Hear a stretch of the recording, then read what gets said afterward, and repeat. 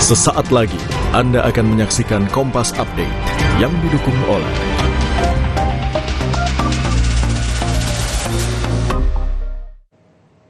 Kompas Update pukul 10 waktu Indonesia Barat, Saudara.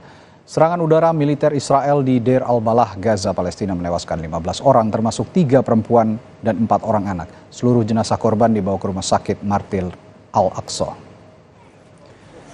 Serangan udara yang terjadi pada Kamis kemarin menghantam gudang milik Kementerian Pembangunan Sosial Palestina. Padahal gudang itu digunakan untuk menampung para pengungsi. Israel melancarkan serangan ke jalur Gaza setelah pada 7 Oktober kelompok Hamas menyerbu Israel Selatan dan menewaskan sekitar 1.200 orang. Perang ini telah menewaskan sedikitnya 35.000 warga Palestina.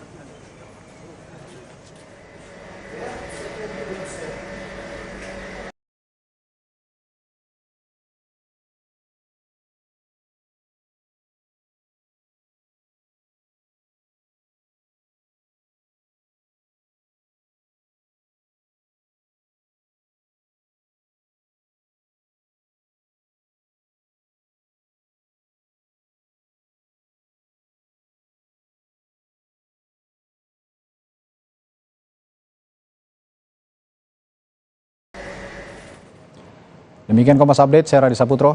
Sampai jumpa. Terima kasih Anda telah menyaksikan Kompas Update yang didukung oleh